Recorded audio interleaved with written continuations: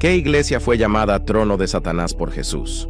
¿Alguna vez te has preguntado por qué una iglesia que sobrevivió el martirio fue reprendida por el mismo Jesús? ¿Alguna vez te has preguntado cómo una congregación que resistió la persecución del Imperio Romano terminó siendo llamada la iglesia del trono de Satanás? Hoy vamos a abrir esa carta, vamos a entrar en Pérgamo. Y lo que vamos a descubrir allí no es solo historia antigua, es un espejo de lo que está ocurriendo en la iglesia de hoy. Porque Jesús escribió cartas a 7 iglesias.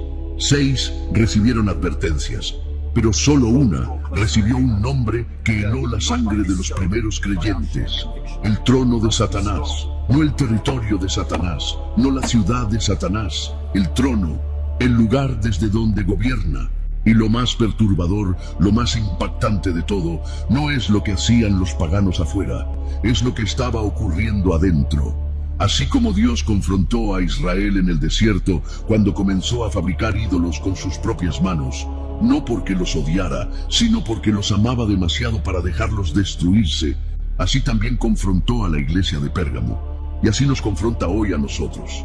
Hoy vas a descubrir los 4 venenos que casi destruyeron a esa iglesia, venenos que tienen nombres modernos, venenos que circulan hoy en miles de congregaciones disfrazados de gracia, de libertad, de tolerancia.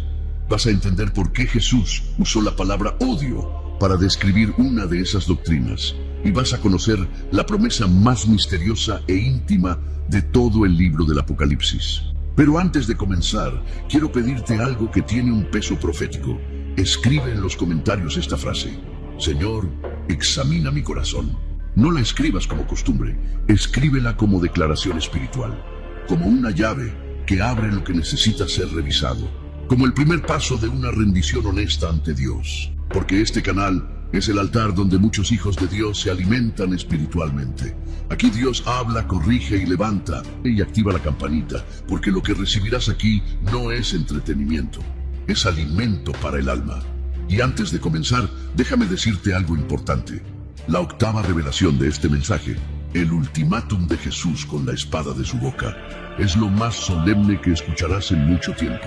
No te vayas antes de llegar allí. Entonces, comencemos.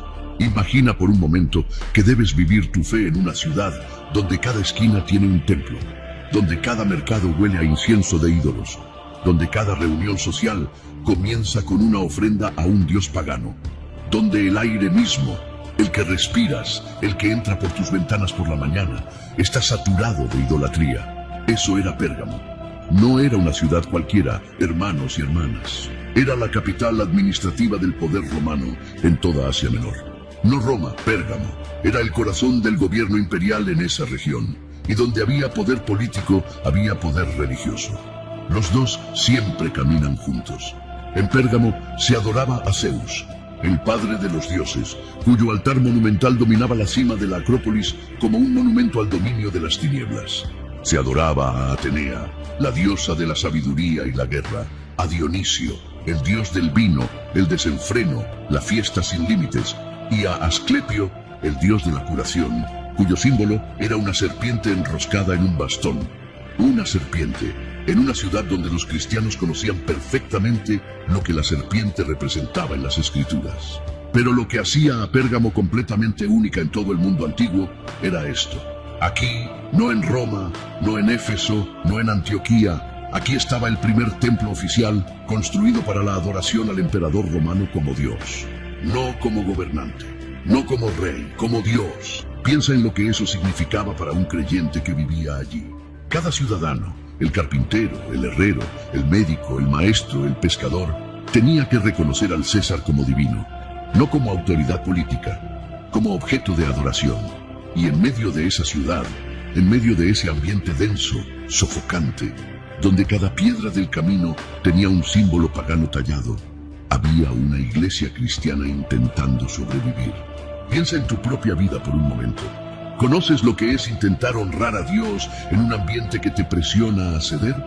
¿Conoces lo que es vivir la fe en un lugar donde todo el sistema a tu alrededor te dice que negocies, que cedas, que te adaptes?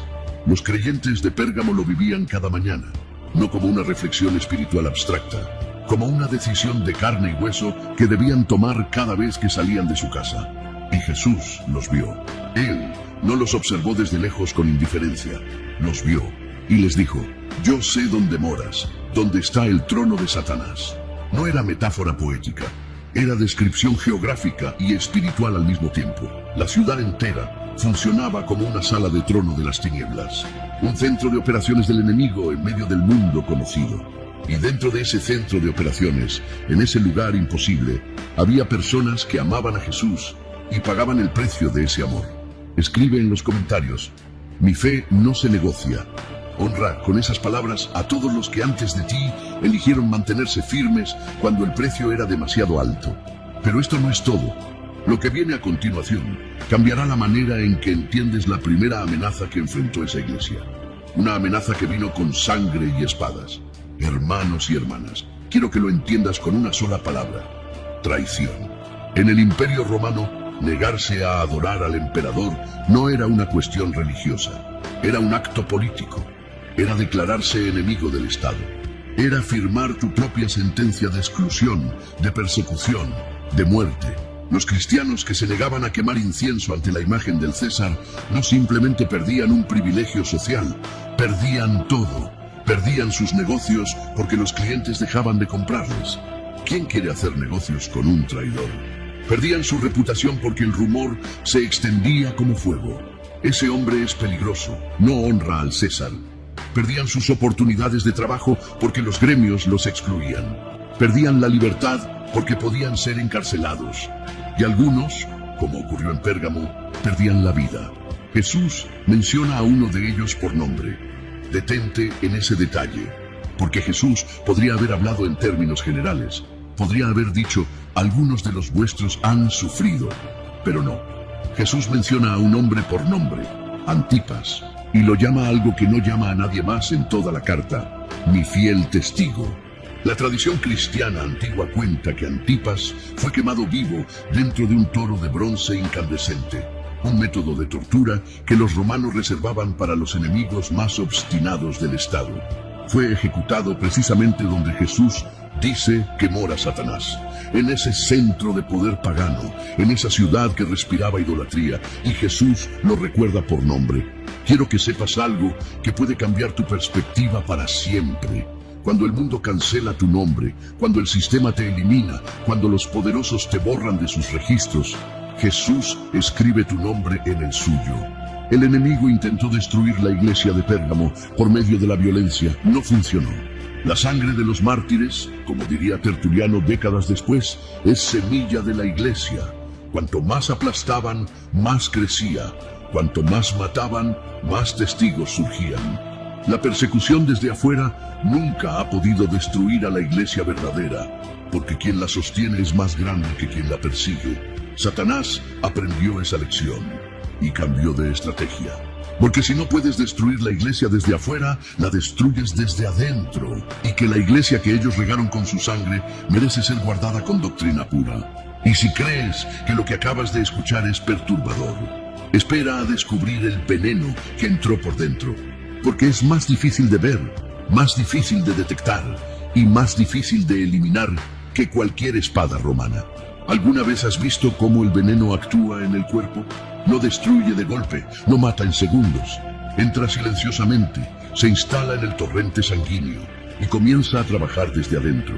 Tan despacio que cuando los síntomas aparecen, ya está profundamente enraizado. Así entró el error en la iglesia de Pérgamo. No de golpe, no con una declaración pública de apostasía, no con una reunión de líderes donde alguien propuso abandonar la fe. Entró gradualmente, casi imperceptiblemente, la manera más peligrosa en que el enemigo siempre ha operado. La iglesia que resistió la persecución comenzó a ceder al error doctrinal. Enseñanzas falsas comenzaron a circular dentro de la congregación. No presentadas como herejías, ninguna herejía se presenta a sí misma con ese nombre. Se presentaban como sabiduría espiritual madura, como la capacidad de vivir en el mundo sin ser del mundo, como una fe sofisticada que entendía los grises de la vida real. Y el liderazgo permaneció en silencio, no porque no supiera lo que estaba pasando, sino porque hablar tenía un costo, corregir generaba conflictos, confrontar el error podía dividir a la congregación. Y era más cómodo más conveniente, más pacífico, mirar hacia otro lado. Quiero que sepas algo, pueblo de Dios, que hoy muchos pastores no se atreven a decir: tolerar el error dentro de la casa de Dios no es señal de gracia, es señal de cobardía espiritual. Cuando un líder calla para no ofender, cuando el liderazgo evita la verdad para mantener la paz, cuando la congregación se convierte en un lugar donde nadie puede ser corregido porque ¿quién soy yo para juzgar? Ese silencio no es amor. Ese silencio es la puerta abierta al veneno. Jesús no elogió a Pérgamo por ser tolerante, la reprendió por ello. Porque hay una diferencia enorme entre amar a las personas que están en error y amar el error en el que están. Una diferencia que muchas iglesias modernas han dejado de enseñar. Ahora bien, ¿cuáles eran exactamente esas enseñanzas que estaban circulando? ¿Cuáles eran los 4 venenos que habían penetrado esa iglesia? Lo que viene a continuación revelará el primero de ellos. Y cuando lo escuches, reconocerás su voz. Porque no murió en Pérgamo. Está vivo hoy. Y quizás lo has escuchado más cerca de lo que imaginas. Había una enseñanza que circulaba en Pérgamo. Una enseñanza cómoda, conveniente, perfectamente adaptada a las presiones económicas reales de la vida en esa ciudad. Decía así: puedes participar en los banquetes de los gremios paganos, puedes comer la carne sacrificada a los ídolos. Es solo un ritual social, no una traición espiritual. Necesitas mantener tus negocios, necesitas pagar tus cuentas, necesitas cuidar a tu familia. Dios entiende esas realidades. Era la teología de la conveniencia, la fe envuelta en argumentos prácticos. Y Jesús le puso nombre: la doctrina de Balaam. Si conoces la historia de Balaam en los libros de Números y Deuteronomio, entiendes por qué ese nombre era una señal de alarma inmediata para cualquier judío o cristiano que lo escuchara. Balaam era un profeta que no podía maldecir a Israel porque Dios no lo permitía. Cada vez que abría la boca para maldecir, bendiciones salían. Era un hombre con un don genuino, pero era también un hombre de negocios antes de ser un hombre de Dios. Cuando el rey Balac de Moab le ofreció dinero para dañar a Israel, Balaam encontró la solución. No pronunció la maldición directamente. Eso Dios lo impedía. Pero le aconsejó a Balac que sedujera al pueblo de Israel desde adentro, que enviara mujeres moabitas a los campamentos israelitas, que los invitara a banquetes de ídolos, que los hiciera caer por su propia voluntad. No fue maldición, fue seducción estratégica y funcionó. Israel cayó, no porque el enemigo los atacó desde afuera, sino porque los atrajeron hacia adentro del error con la promesa de placer, de conveniencia, de seguridad. Ese es el espíritu de Balaam, la fe negociada por seguridad financiera, el compromiso espiritual justificado con argumentos económicos. Piensa en tu propia vida. ¿Cuántas veces has tomado decisiones basadas en lo que te costaría financieramente seguir los principios de Dios, antes de considerar lo que Dios manda? ¿Cuántas veces has callado tu fe en el trabajo para no arriesgar una promoción? ¿Cuántas veces has participado en algo que sabías que no debías, porque rechazarlo habría tenido un costo económico? Eso no es ateísmo. No es que hayas dejado de creer. Es algo más sutil y más peligroso. Es fe vendida al mejor postor. La doctrina de Balaam hoy no lleva ese nombre. Se llama pragmatismo. Se llama adaptación al contexto. Se llama ser relevante. Se llama simplemente ser práctico. Y circula en miles de iglesias modernas presentada como madurez espiritual. Cuando el miedo a la pobreza supera el amor a la pureza, la doctrina de Balaam ya ha entrado en tu corazón. Escribe en los comentarios: mi fe no está en venta. Decláratelo a ti mismo antes de declarárselo al mundo, porque esa declaración necesita ser tuya primero. Pero esto no es todo. Y si crees que la doctrina de Balaam es el error más perturbador, el siguiente veneno que vamos a descubrir te va a llevar a un nivel de alarma espiritual completamente diferente, porque es más íntimo, más personal, y toca algo que Pablo llamó el que ahora puede incomodar. Y precisamente por eso necesita ser dicho. Los templos paganos de Pérgamo no eran únicamente lugares de oración, eran centros de rituales que incluían prácticas sexuales presentadas como actos de devoción a los dioses. La prostitución sagrada era una institución religiosa reconocida en el mundo helenístico. No era vista como inmoralidad, era vista como piedad, como una manera de honrar a los dioses con el cuerpo, como una práctica espiritual legítima dentro de su sistema de creencias. Y algunos miembros de la iglesia de Pérgamo participaban, no a escondidas, como si supieran que estaba mal. Lo justificaban teológicamente. Decían, el cuerpo es temporal. El espíritu es eterno. Lo que hago con mi carne no afecta mi relación con Dios. Es solo el cuerpo. Mi alma está salva. Esa es una de las mentiras más antiguas y más destructivas que el enemigo ha introducido en la historia de la iglesia cristiana. El apóstol Pablo confrontó exactamente esta mentira en su primera carta a los Corintios.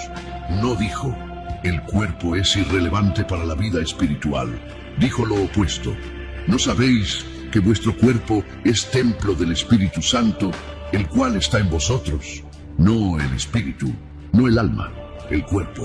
Templo, el lugar donde Dios habita, el espacio consagrado de su presencia. Cuando el templo se profana, la presencia de Dios no puede permanecer allí. No porque Dios sea cruel o inflexible, sino porque la santidad y la profanación no pueden coexistir en el mismo espacio.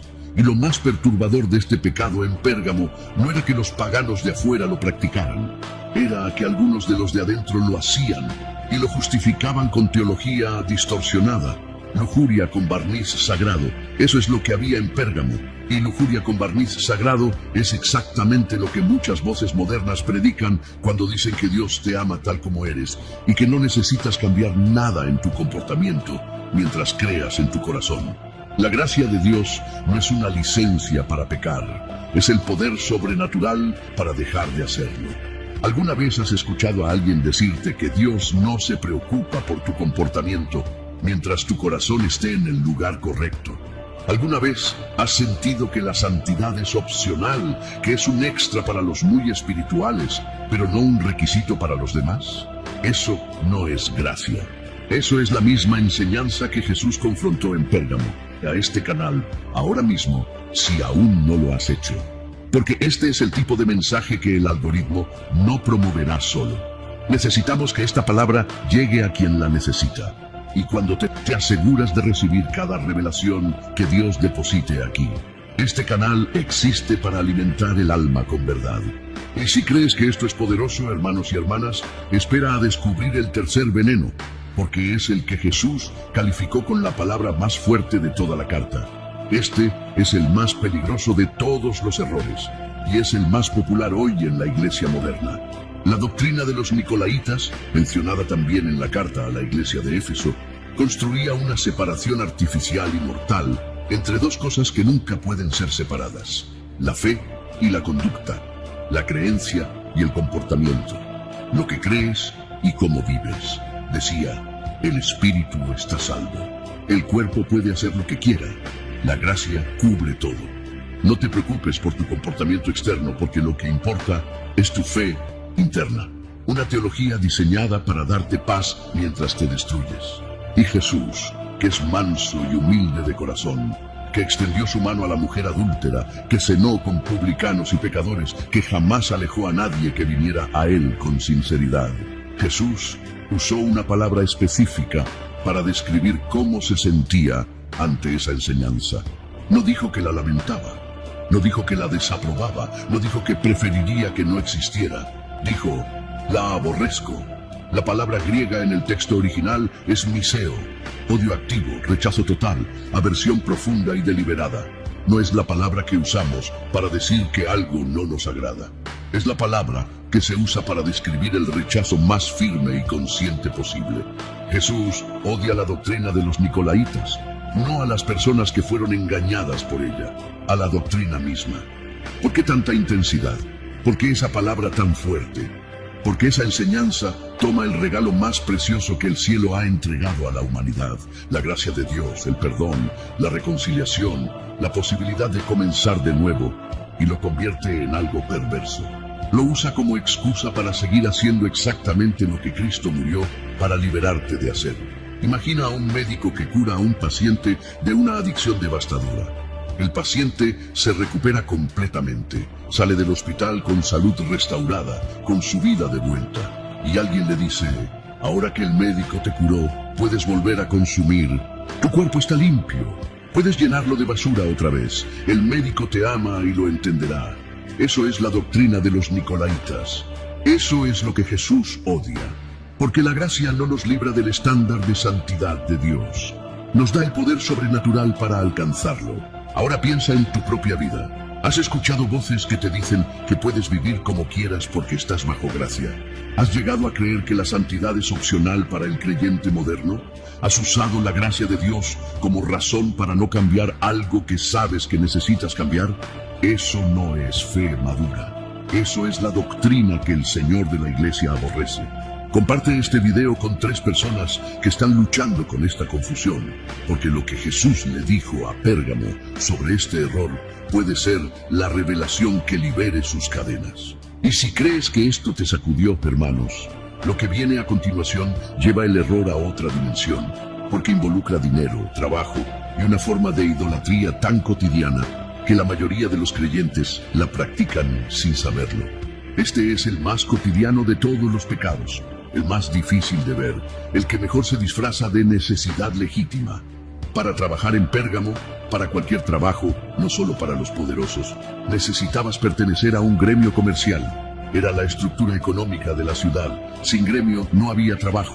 Sin trabajo no había ingresos. Sin ingresos no había sustento para tu familia. Y cada gremio tenía su dios patrón, sus banquetes rituales obligatorios, sus ceremonias de adoración colectiva, sus ofrendas a los ídolos antes de cada transacción importante.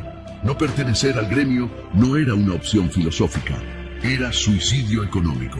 Entonces muchos creyentes cedieron, participaron en los banquetes, hicieron los rituales, comieron la carne sacrificada a los ídolos y se convencieron de que era solo una formalidad, solo una costumbre social.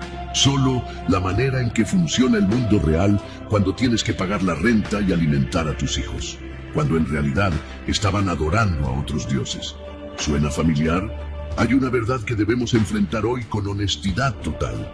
La idolatría moderna raramente tiene ídolos de piedra o templos paganos. La idolatría moderna tiene contratos de trabajo, oportunidades de negocios, ascensos profesionales, reputaciones en redes sociales, comunidades de influencia que te incluyen si produces lo que ellos producen y te excluyen si no. Pensemos en Israel en el desierto de Sinaí, el pueblo que había visto abrirse el Mar Rojo, el pueblo que había visto las plagas caer sobre Egipto, el pueblo que había sido alimentado con maná del cielo. Ese mismo pueblo, cuando Moisés tardó en bajar del monte, se acercó a Aarón y le dijo: «Haznos dioses que vayan delante de nosotros». Y fabricaron un becerro de oro, no porque amaran el oro más que a Dios, sino porque tenían miedo a lo desconocido, miedo a la incertidumbre, miedo a depender de alguien que no podían ver ni controlar. Y ese miedo los llevó a construir un Dios que podían manejar. ¿Qué becerro de oro estás construyendo hoy porque tienes miedo de confiar en Dios con tus finanzas? ¿Qué sistema pagano estás sosteniendo con tus manos porque rechazarlo tiene un costo que no estás dispuesto a pagar? Cuando el miedo a perder lo temporal supera el amor por lo eterno, la idolatría ya ha entrado, aunque no lo llames por ese nombre. Los creyentes de Pérgamo no pensaban que estaban adorando a ídolos, pensaban que estaban siendo prácticos, pensaban que estaban cuidando a sus familias, pensaban que era una decisión razonable en un mundo irrazonable, y Jesús los llamó a arrepentirse de ello. Escribe en los comentarios: Señor, no hay nada en este mundo que valga más que tú. Esa declaración puede ser el inicio de una ruptura con el sistema que te ha tenido atado sin que lo notaras. Y ahora llegamos al punto más solemne de este mensaje, al momento donde Jesús deja de observar y comienza a actuar, al ultimátum que ninguna iglesia debería ignorar y que muchas iglesias de hoy están ignorando en este momento. Jesús no termina su carta a Pérgamo con un consejo, no termina con una sugerencia educada, no termina con una invitación abierta que puedes aceptar o rechazar a tu conveniencia. No termina diciendo piénsenlo. Termina con un ultimátum: arrepiéntanse. Si no, vendré a ti pronto y guerrearás contra ellos con la espada de mi boca. Detente. Procesa esas palabras con cuidado. La espada que sale de la boca de Cristo, presentada en el primer capítulo del Apocalipsis como uno de los símbolos más aterradores de su gloria, es la palabra de Dios. La misma palabra que pronunció "sea la luz" y el universo apareció de la nada. La misma palabra que Hebreos describe como viva y eficaz, más cortante que toda espada de dos filos, que penetra hasta partir el alma y el espíritu. Y Jesús dice: si no se arrepienten, vendré con esa palabra y guerrearás contra ellos. ¿Contra quién? Hermanos y hermanas, aquí está el detalle que cambia todo. No dijo: vendré a guerrear contra Roma. No dijo: vendré a guerrear contra los paganos que los persiguen. No dijo: vendré a defenderte de tus enemigos. Dijo: guerrearás contra ellos, contra los que dentro de la iglesia sostienen las enseñanzas falsas, contra los que toleran el error, contra los líderes que permanecieron callados cuando debían hablar. El mayor peligro para la iglesia de Pérgamo no era el imperio romano, era la demora en el arrepentimiento. ¿Entiendes lo que eso significa? Significa que Jesús está dispuesto a actuar como juez dentro de su propia iglesia cuando su iglesia se niega a actuar como iglesia. Significa que la gracia de Dios tiene paciencia, pero la paciencia de Dios no es infinita tolerancia al pecado que destruye a sus hijos. Hay una diferencia enorme entre la disciplina de un padre amoroso y el juicio de un rey justo. Dios es ambos. Y cuando la disciplina amorosa es rechazada repetidamente, llega el momento en que el rey actúa. No porque Dios sea cruel, sino porque la tolerancia del error dentro de la iglesia contamina a los débiles, destruye a los nuevos creyentes, deshonra el nombre de Cristo y cierra la puerta de la transformación para miles que podrían ser alcanzados por el Evangelio si la iglesia viviera lo que predica. Un médico que tolera una infección en un miembro del cuerpo no está siendo compasivo con ese miembro, está poniendo en peligro a todo el cuerpo. Y Jesús, el gran médico, el pastor de las ovejas, el que murió para que la iglesia pudiera vivir, no permitirá que la infección se extienda indefinidamente. La pregunta que Jesús hizo a Pérgamo hace 2000 años es la misma pregunta que hace a cada congregación hoy. ¿Están dispuestos a arrepentirse antes de que yo tenga que venir a hacer lo que el liderazgo no tuvo valor de hacer? Escribe en los comentarios: Señor, que tu palabra gobierne en mi vida y en mi iglesia.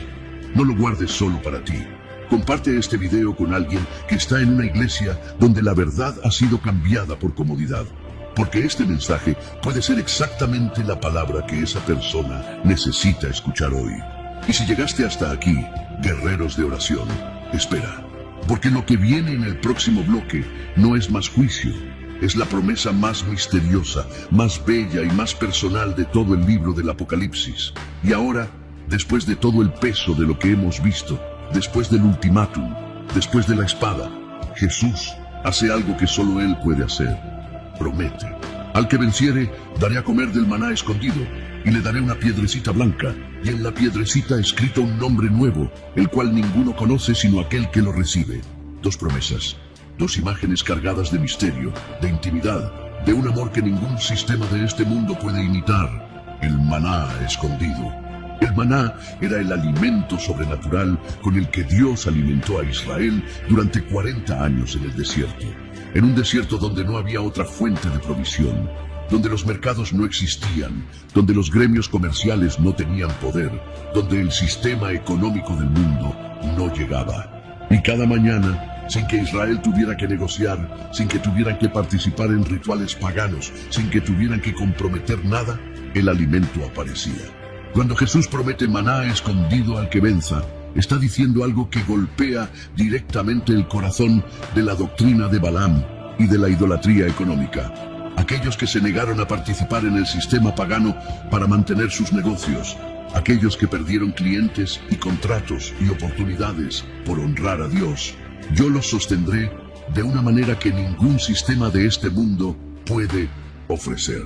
La provisión de Dios no depende de tu participación en la idolatría, no depende de cuántos compromisos hagas, no depende de cuántas veces cedas, no depende del gremio al que pertenezcas, ni del Dios que adores en privado para mantener tu negocio abierto en público. El maná viene del cielo, y el cielo no hace negocios con el infierno para proveer para sus hijos. La piedra blanca con un nombre nuevo. Esta es la promesa más íntima de toda la carta. En el mundo romano, las piedras blancas tenían diferentes usos. Eran boletos de entrada a banquetes de honor, eran veredictos de absolución en los tribunales, eran señales del favor especial del anfitrión hacia su invitado más querido. Una piedra blanca significaba: eres bienvenido, eres libre, eres reconocido, eres celebrado. Y el nombre escrito en esa piedra, nadie lo conoce excepto quien lo recibe. No es el nombre que te dieron tus padres, no es el nombre que construiste con tus logros, no es el nombre que el mundo conoce, celebra o desprecia. No es la identidad que el sistema te asignó, es el nombre que Dios tiene para ti, solo para ti. Un nombre eterno, secreto, íntimo, que existe en un lenguaje que solo dos personas conocen, tú y Dios. Piensa en eso, siervo de Dios. La iglesia de Pérgamo vivía en una ciudad donde la identidad lo era todo. Tu gremio te daba tu nombre, tu posición social te daba tu nombre, tu relación con el poder imperial te daba tu nombre. Si perdías eso, perdías quién eras. Y Jesús le dice a quien venza: yo tengo un nombre para ti que ninguno de esos sistemas puede darte y ninguno de ellos puede quitártelo, porque no vive en los registros del imperio, vive escrito en una piedra blanca que llevarás para siempre. ¿Vale la pena vencer? ¿Vale la pena resistir la doctrina de Balaam cuando el precio de resistirla es perder clientes? ¿Vale la pena rechazar el error de los nicolaitas cuando el precio de rechazarlo es que te llamen intolerante? ¿Vale la pena no participar en el sistema cuando el precio de no participar es la exclusión económica? Al que venciere, al que venciere. Hermanos y hermanas, elegidos, hijos de Dios, si llegaste hasta aquí es porque este mensaje fue hecho para ti, no para el que busca lo que le hace sentir bien, para el que está dispuesto a escuchar lo que necesita escuchar, aunque incomode, para el que sabe que una iglesia sin convicción doctrinal no es una iglesia, es un club social con versículos de decoración. Pérgamo no murió por la espada de Roma, casi murió por el silencio de sus líderes y la tolerancia de sus miembros. Y Jesús intervino, no para condenarla, sino para salvarla, para llamarla de vuelta, para exigirle lo que ella misma sabía que era correcto, pero había dejado de hacer. Ese mismo Jesús te habla a ti hoy. Eso es lo que espera al que venciere. Ve y vence.